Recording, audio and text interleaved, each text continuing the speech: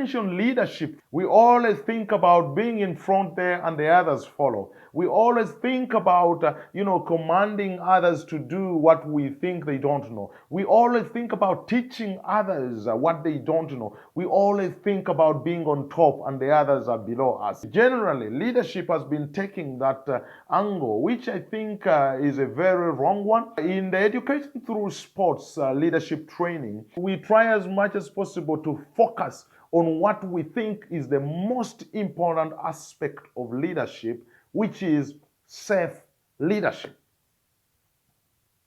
It's about you. It starts with you. You don't have to wait for young people to come in the field for you to be their coach or to be their leader.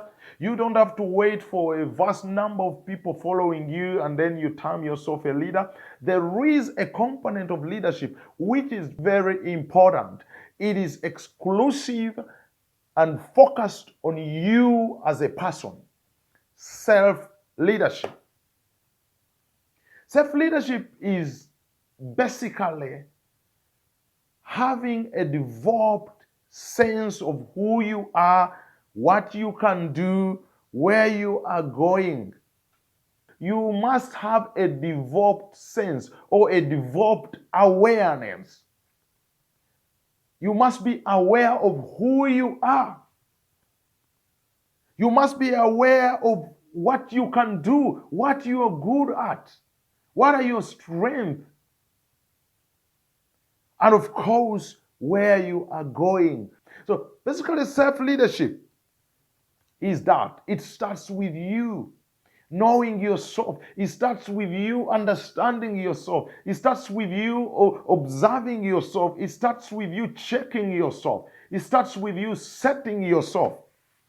It's coupled with the ability to influence your communication, your behaviors, your attitudes. That ability to influence your emotions so as to be able to achieve your goals. That ability to know I need to control my emotions, to know I need to behave in a certain way in order to achieve your goals. If we are to define self-leadership in few words, it's the process by which you influence yourself in order to achieve your objectives, which includes the objective of leading others. Before you influence the young people that you are leading, you need to be able to influence yourself so as to achieve the objectives that you have set before yourself. Self-leadership, once again, starts with you. It starts with you once you set yourself, once you are in line, once you are in the right direction, once you're speaking the right words, once you are behaving in the right way, once you're conducting yourself in the right way, the other aspect of leadership becomes easy. Let me tell you this. The hardest person to lead is yourself. And once you lead yourself, everything else will be easy. Even the hardest indisciplined learner, you'll find it so easy to lead them because you have led yourself, because you have developed your self-leadership. There are some monitoring factors that will help you to develop your self-leadership or competences that you need to develop. One of them is self-observation. Do you observe yourself? Do you see yourself? Do you see the way you talk? Do you observe your attitude? Do you observe the way you do things? Self-observation is a very, very important competence one need to develop. As an education through sports facilitator, you need to be able to look at yourself, to observe yourself. Another factor here is self-management. Very important that you are able to manage yourself, otherwise you will not be able to manage anyone. Are you able to manage yourself? Can you take up measures in how to manage yourself? Can you engage in challenges that can help you to manage yourself? And number 3 is self-impact. Self-leadership will cause impact, definitely. And that impact will not only be an impact to the world or the people you lead, but it will cause impact to yourself. So before you even think about causing impact to the people you're leading, to the world you want to change, look onto the impact that self-leadership can cause onto you. It impacts your life. You will not be stressed if you lead yourself well. It impacts your health. You will live a healthy life if you lead yourself well, if you develop your self-leadership.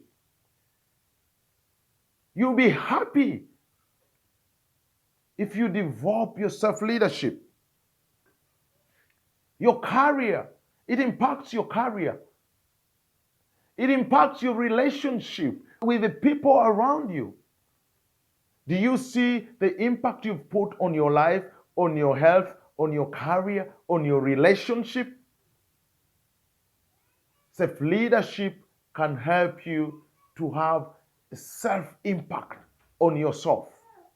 Another competence that needs to be developed, as far as self-leadership is concerned, is self-evaluation. Can you evaluate yourself? Can you step back, and evaluate yourself? Can you look through what you've been doing and critically say, this was not right? It's okay to be critical to yourself as long as you want to cause a development. And then self-motivation and inspiration, your self-leadership will help you to be motivated. Do you feel the motivation that you cause to yourself? Do you find yourself being motivated by you yourself? Are there things in you that motivate you, that pumps you up to be able to get into motion, into action? Before you motivate others, you need to be able to have that in you which motivates yourself. Find things that motivate yourself. So basically, these 5 competences that need to be developed are self-observation. You need to be able to observe yourself. Self-management, you need to be able to manage yourself. Is self-impact, you need to be able to see the impact of yourself to yourself. Self-evaluation, you need to be able to see that you can evaluate yourself, you can correct yourself, you are honest to yourself, you can say something critically to yourself as long as you want to change. And then, of course, lastly, self-motivation, to be able to have the power, the competence to motivate yourself. So as a leader, you need to think about those 5 factors. Ponder onto them. Develop them if you don't have them. Find them. Search for them in your own environment, in your circle, in your leadership.